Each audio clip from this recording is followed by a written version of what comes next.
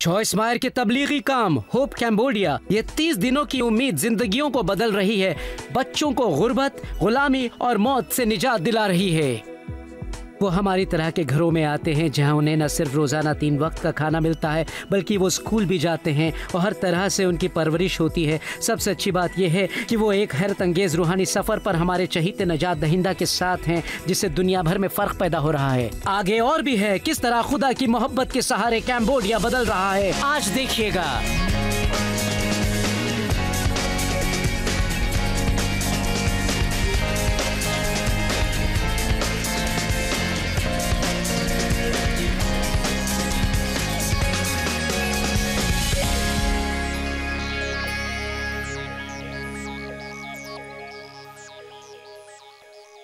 लुत्फ उठाएं रोजमर्रा की जिंदगी का। मैं खुशामदीद, यहाँ आने का शुक्रिया।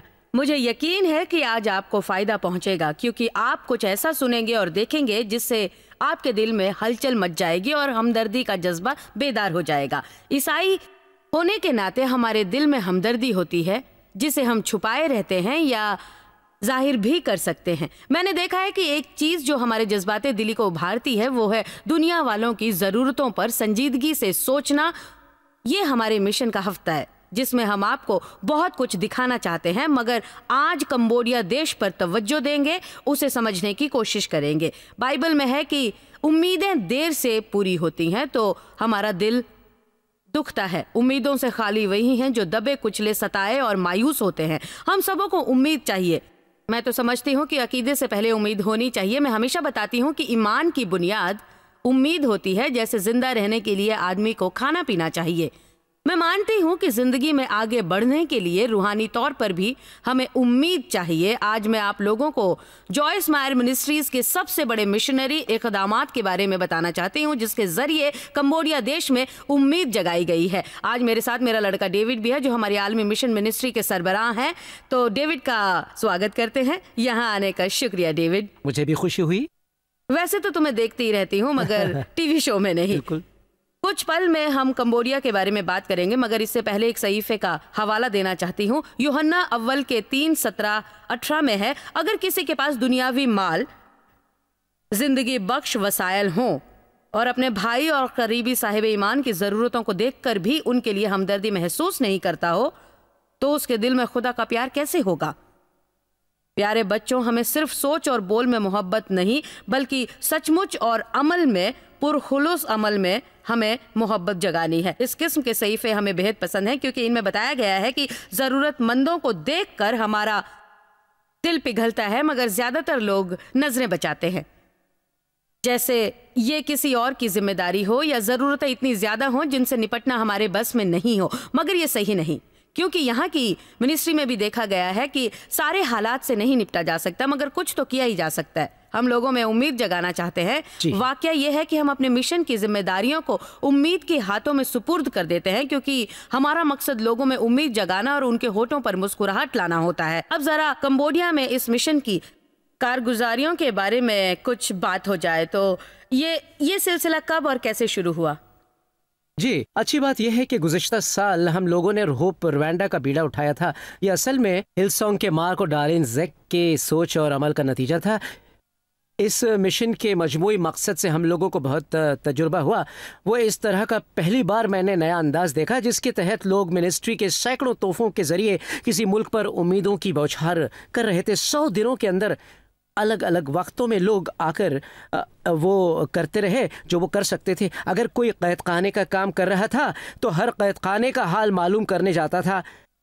जो तिब्बी माहिर था वो सेहत की देखभाल करता रहता। ये देखकर लगा कि ये जज्बा यहीं ख़त्म नहीं होगा, इसलिए ये फ़र्ज़ कहीं और भी अदा किया जाए जहां खुदा हमें भेजे। और इस तरह हम लोग कैम्बोडिया आ पहुँचे और हमें लगा कि वाकई हमें ये काम पूरा करना चाहिए कि खुदा क्या करवाता है हम लोगों से।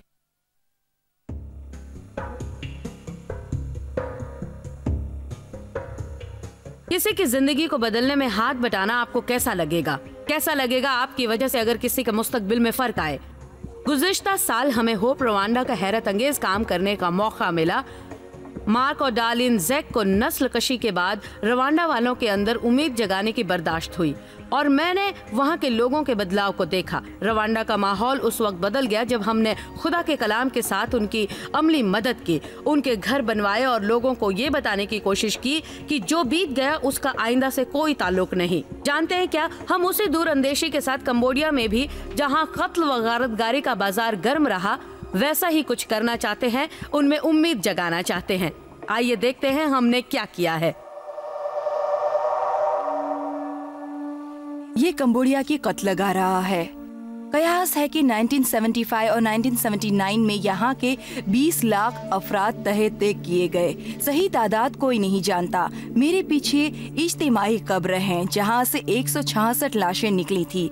ये पूरा खत्ता कब्रों से अड़ा पड़ा था। यहाँ वालों को जो भुगतना पड़ा उसका तस्वुर भी मुहाल है। अब हम सब मिलकर यहाँ उम्मीद जगाना चाहते हैं। इस मक्तल में लाखों अफराद के कत्ल के साथ और भी बहुत कुछ तबाह हो चुका है। माशियाल तबाह हो गई। रूहानी पेशवाओं के अवसर व रसूख के बाइस उन्हें भी हलाल कर दिया गया। इस तरह ये मुल्क रूहानी बहरान में घिर गया। अब इसे सबसे ज्यादा उम्मीद की जरूरत है ताकि वो फिर से ख्वाब देख सकें। हम लोगों ने सीखा है कि जब दुनिया भर की मिनिस्ट्रीज आकर मुत्तहिद हो जाती है तब मुजिज़ा ही होता है। इसलिए इसे होप कंबोडिया का नाम दिया गया है, जिसके तहत लोगों में उम्मीद जगाने के लिए हम 30 दिनों तक मुश्तरका तौर पर जद्दोजहद करेंगे। होप कंबोडिया के ज़ेरे साया जब फुटबॉल के इस मैदान में जमा होने वालों को पैगाम इलाही से रुशनास कराया जाएगा, तब यहाँ का नक्शा बदल जाएगा। यही वो फुटबॉल का मैदान है जिसके बारे में हम आपको बताने वाले हैं। हमारी यही उम्मीद है कि हम यहाँ का पूरा एरिया बदल दें।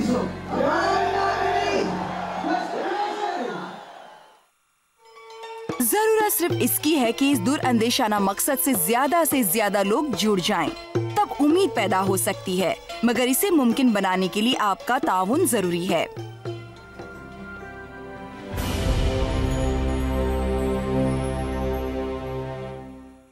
देखो डेविड, हम लोगों को खास तौर पर यहाँ क्या करना है उसकी फहरिस्त बनाई गई है। ज्यादा काम बच्चों के लिए करना है, इसलिए बच्चों के लिए क्या करना चाहिए इसके बारे में तफसील से बताओ। मैं सोचता हूँ कि पहले आदात शुमार को सामने रखा जाए जो होश उड़ा देने वाले हैं।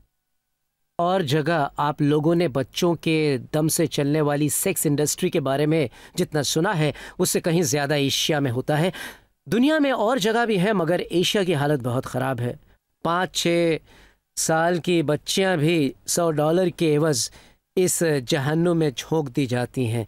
इसकी वजह से शादी भी की जाती है कि चंद बरसों में चंद बच्चों को पैदा किया जाए, उसके बाद मर्द किसी और से लग जाता है।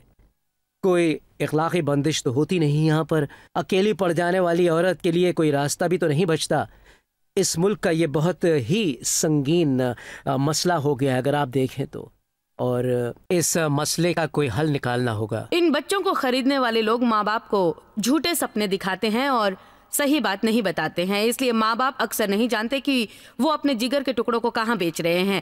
खरीदने वाले तो ये झांसा देते हैं कि इनकी जिंदगी सुधर जाएगी, ये पढ़ लिख कर अपनी और तुम्हारी मदद करेंगे, मगर हथियाने के बाद इन मासूम बच्चियों को जिन्स के बाजार में उतार दिया जाता है जो अजाब से कम नहीं होता।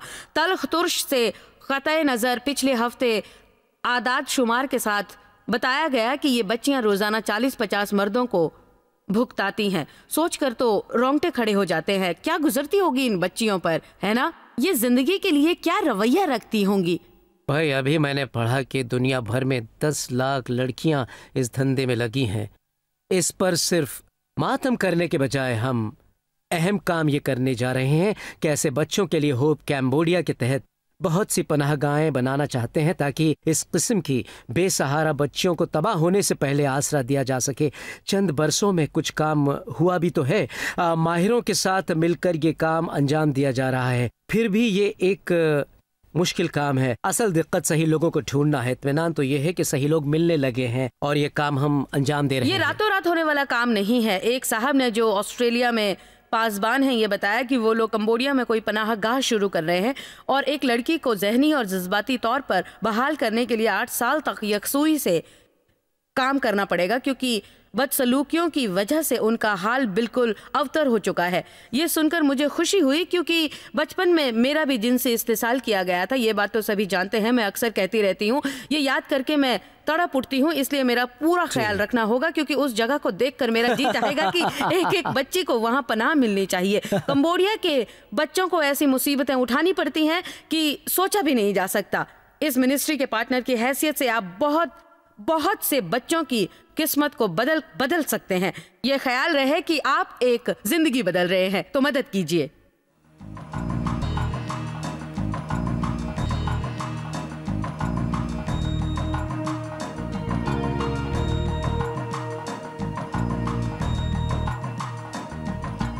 कंबोडिया में जिंदगी हकीकतन बड़ी तकलीफदेह है।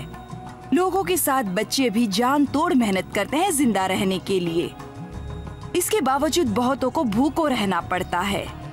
इसलिए महज 200 अमेरिकी डॉलर में अपने बच्चे को बेच देना यहाँ एक आम बात है, और वो लाडले बच्चे जिस्म फरोशी के बाजार में पहुँचा दिए जाते हैं।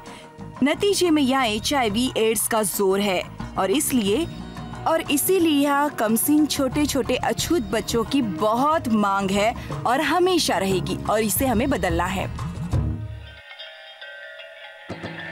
जॉयस मायर मिनिस्ट्री के जरिए चलाए जाने वाले घरों में इन बच्चों को दिन रात पनाह दी जाती है। मामूली घरों में मुश्किलात होती हैं और लोग अपने बच्चों का पेट पाल नहीं सकते। वहीं से जो बच्चे हमारे घर में आते हैं तो 3 वक्त खाना तो मिलता है उनको, स्कूल जाते हैं और उनकी हर वक्त देखभाल भी की जाती है। इससे भी बढ़कर बात यह है कि हमारे महबूब निजात दहिंदा के तुफैल उनका हैरत अंगेज रूहानी सफर जारी हो जाता है, और जिससे उनकी और ये सारी दुनिया बदलती जा रही है। नन्ही लियापिया जिस तरह बदली है उस पर आपको यकीन नहीं आएगा। वो कंबोडिया में सियाम रेप के चिल्ड्रन होम में चंद माह पेशवर आई थी। ये यतीम थी। इसकी माँ ने परवरिश बर्दाश्त की कोशिश की, मगर पार नहीं लगा, क्योंकि कार से टकराकर मौजूर हो गई थी। इसलिए वो यहाँ दाखिल की गई। जब आई थी तो दुबली पतली सी लड़की थी जिसे पाबंदी से खाना न मिलता हो। वो और कैसी होती? वो न हंसती थी और न दूसरे बच्चों के साथ खेलती थी, मगर अब हर वक्त हंसती मुस्कुराती है और नए दोस्तों के साथ खेलती रहती है। वो बढ़ रही है और सेहतमंद है। मेरे ख्याल में हर शख्स के दिल में प्यार और निगाहदाश्त का जज्बा होता है। ऐसे बच्चों को उस जगह लाना जहां उनकी देखभाल होती हो मामूली हक और खुशी का सबब नहीं। हम जॉयस मायर मिनिस्ट्री के पार्टनर्स के बेहद मशकूर हैं कि उनकी बदौलत ये सब मुमकिन हुआ। आज मुझे अपनी दोस्त से मिलवाते हुए बड़ी खुशी महसूस हो रही है। इस दोस्त का नाम सीम है, जो यहाँ कंबोडिया में फनाम फेन के मजाफात के बाशिंदा हैं। वो उस चिल्ड्रन होम में रहती है जो जॉयस मायर मिनिस्ट्रीज के पार्टनर्स की बदौलत तैयार हुआ है। यहाँ सीम बहुत खुश व खुर्रम है। वो कुछ बच्चों के साथ रिश्तेदारों की तरह रहती है। इन तमाम बच्चों के साथ अच्छा और मोहब्बत भरा सलूक किया जाता है और उन्हें इशू के बारे में जानकारी दी जाती है। उनके बारे में बताया जाता है, जो ज्यादा अहम बात है।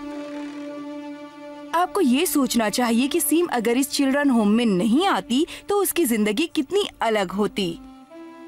उसके बाप की मौत काफे की वजह से हो गई थी। उसकी माँ उसे छोड़कर चली गई थी। वो अपने रिश्तेदारों के साथ रहती थी, तो उसकी हालत नौकरों जैसी थी। कई वक्त तो खाना भी नहीं देते थे। ख्याल तवज्जो का तो सवाल ही नहीं था। हालत ऐसी थी तो उसके साथ कुछ भी हो सकता था, मगर जॉयस मायर मिनिस्ट्रीज के पार्टनर की बदौलत एक बच्चों का घर बनाया गया था जहां उसे आसरा मिला और वो वहीं रह रही है। अब उसमें उम्मीद और एतमाद है। न सिर्फ उसकी जान और सेहत का ख्याल रखा जाता है, बल्कि उसकी रूहानी रहनुमाई भी की जाती है और उम्मीद और मुस्तकबिल के बारे में बताया जाता है। उसकी जिंदगी का कुछ और ही ढब होता, मगर अब प्यार पाकर वो हंस सकती है। उसको इसलिए प्यार मिला क्योंकि आप जैसे लोगों ने इसे मुमकिन बनाया है। आप लोगों की कोशिशों को हम सराहते हैं। सीम तो उन बेशुमार बच्चों में से एक है जिनकी आप लोग देखभाल करते हैं, सिर्फ कंबोडिया में नहीं बल्कि दुनिया भर में। इतने सारे जरूरतमंद बच्चों की न सिर्फ जरूरतें पूरी करते हैं, बल्कि इसके साथ उनकी जिम्मेदारियों में बदलाव भी ला रहे हैं। आपका बहुत बहुत शुक्रिया।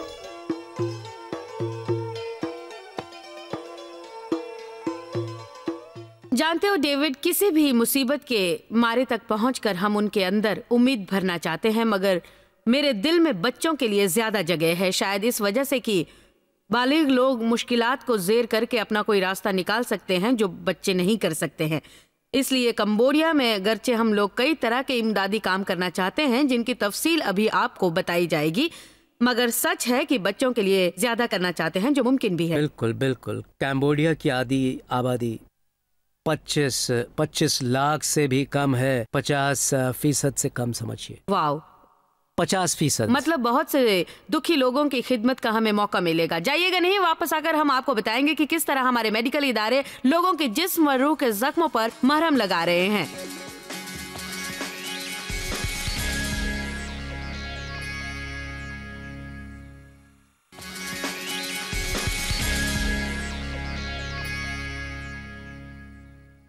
हमारे लिए काम करने वाली एक लेडी ने मुझे कुछ दिलचस्प बातें बताई। उसने बताया कि उसकी कोई रिश्तेदार हमारे मिशन का एक शो देख रही थी। उसने बताया कि वो शो देखकर उसकी आंखें भर आई। उसका कहना था कि प्रोग्राम में उसका दिल छू लिया था। दुनिया के जरूरतमंदों को देखकर उसे रोना आ गया था। उस औरत ने उस लेडी से, जो उसकी रिश्तेदार थी, उसने कहा कि इन लोगों तक पहुंचने के लिए क्या तुम पार्टनर हो? उसने कहा नहीं, अभी तक तो नहीं बनी हूँ। मेरे पास पार्टनर बनने का कार्ड है मगर अभी तक इसे मैंने भरा नहीं है।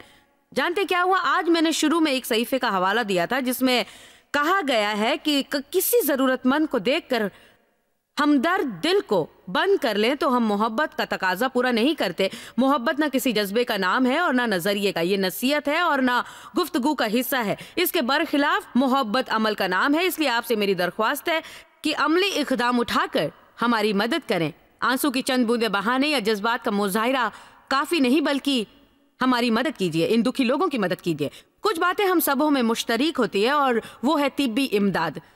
हमारे कंबोडिया मेडिकल क्लिनिक के जरिए जिस्मानी और रूहानी इलाज होता है। मैं समझती हूँ कि ये देखकर आप लुत्फ उठाएंगे।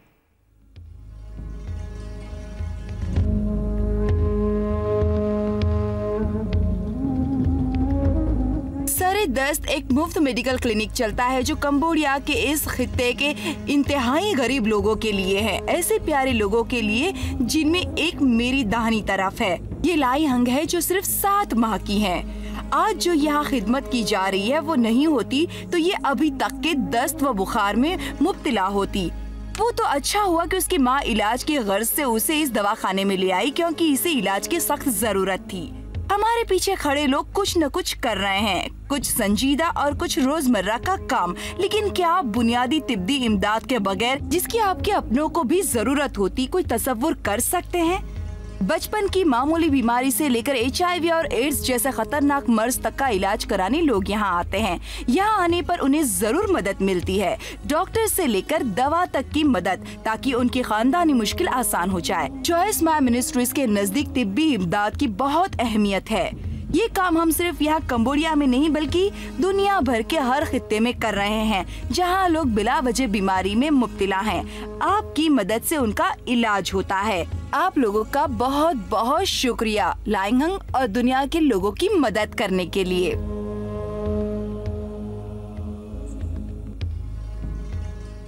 डेविड, मैं मानती हूँ कि तिब्बी इमदाद की बड़ी अहमियत है। तुम्हें याद होगा कि पहली बार जब मैंने तुमसे मेडिकल इमदाद की बात की थी, उस वक्त मैं खुद बीमार और दर्द से तड़प रही थी। उस वक्त मैं सोच रही थी कि उस वक्त क्या हो जब हम ऐसे किसी गांव में हो जहां इलाज का कोई इंतजाम ना हो और ऐसी तकलीफ में हो। तभी खुदा ने मेरे दिल में ये बात उतारी, तुम वहां के लोगों की मदद कर सकती हो। तभी मैंने तुमसे बात की और हम लोगों ने मुख्तलिफ किस्म की तिब्बी इमदाद का सिलसिला शुरू कर दिया। तुम क्या सोचते हो कि कंबोडिया में हम और क्या तिब्बी इमदाद पहुंचा सकते हैं जिनसे कि कंबोडिया के लोगों को फायदा पहुंचे और उन्हें राहत मिले? ज़रूरत तो नित नहीं है, मगर सबसे बड़ी ज़रूरत जिसको पूरा करने के लिए हम तैयारी कर रहे हैं। हर महीने बहुत सारे लोग बारूदी सुरंगों में फंसकर अपाहिज हो जाते हैं।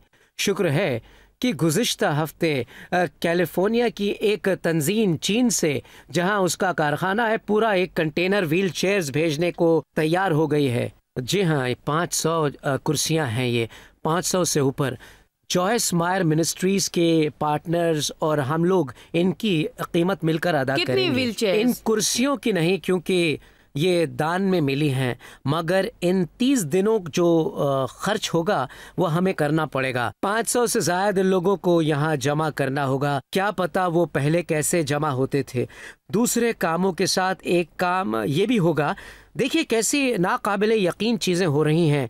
क्लेफ्ट पैलेट्स का बहुत बड़ा काम है, क्योंकि यहाँ बुनियादी काम नहीं होता है। कुछ इसके लिए हमें करना ही पड़ेगा, वरना बड़ी दांतों और मुश्किल हो आंखों जाएगी। की देखभाल हम मुस्तनद और पेशेवर लोगों को ढूंढ रहे हैं जो मिशनरी जज्बे के तहत अपने तौर पर यहाँ आए और इन 30 दिनों में इस किस्म की मेडिकल जरूरतों को पूरा करने में हमारे साथ ताउन करें। क्यों, मैं ठीक कह रही हूँ ना डेविड? तुम्हें क्या लगता बिल्कुल। है? शायद आइंदा हमें बच्चों की देखभाल के साथ उनकी तिब्बी ज़रूरतों को भी पूरा करने का बीड़ा उठाना पड़ेगा, और आप शायद इनमें से कुछ या सबों में हिस्सा लेना चाहेंगे। आसानी के लिए हम लोग ढांचा बना रहे हैं। वाकया यह है कि इस वक्त हमारे साथ कुछ मेडिकल नुमाइंदे भी हैं जो कैम्बोडिया में इस काम को संभालेंगे। फिर भी आगे आइए और इस काम में हमारा हाथ आप जरूर बटाएं। अच्छी बात है। आज के शो में आने का शुक्रिया डेविड। तुम्हारा आगे बढ़ना मुझे भाया है। बाइबल में कहा गया है कि मांगे बगैर नहीं पा सकते, इसलिए मैं आप लोगों से मांगती हूँ। आपके अतिये का बेशुमार जिंदगियों का असर पड़ेगा, इसलिए शुक्रिया के तौर पर मैं होप कंबोडिया ब्रेसलेट भेजूंगी। मैं बताना चाहूंगी कि इस कड़े का रंग कैसा होगा। आपके मांगे बगैर आपको सुर्ख या पीले रंग का कड़ा दिया जाएगा जिस पर नॉट फॉरगॉटन या होप कंबोडिया दर्ज होगा। इसे देखकर आपको याद आएगा कि आप दुखी इंसानों की मदद कर रहे हैं। दुनिया के बच्चों के लिए आप जो बोएंगे तो हम भी आपके बच्चों के मुताले के लिए बाइबल से नवाजेंगे, जिसे आप अपने बच्चों के साथ पढ़ सकेंगे। पोते नाती भांजे भांजी या अपने किसी भी वाकिफदार के साथ आप हमारे साथ बने रहेंगे तो आपको इसके बारे में और भी बहुत कुछ बताएंगे। लेकिन ख्याल रहे, आपने बहुत कुछ देखा जिसके बाद यकीनन आपके दिल में हमदर्दी का ख्याल आया होगा। खुदा ने हमदर्दी के जज्बे से हम सबों को नवाजा है। खुदा रहीम है और वो महरूमों पर करम करता है। ईसाई होने के नाते वो हमारे दिलों में रहता है और वही दिल की नरमी है। वो चाहता है कि हम दुनिया भर के मजलूमों की दस्तगिरी करें। आप कर सकते हैं, आप कुछ भी कर सकते हैं। क्या पता है कि आप सब कुछ कर गुजरेंगे। खुदा का आप पर करम हो। मेहरबानी करके सारी मालूमात हासिल कीजिए।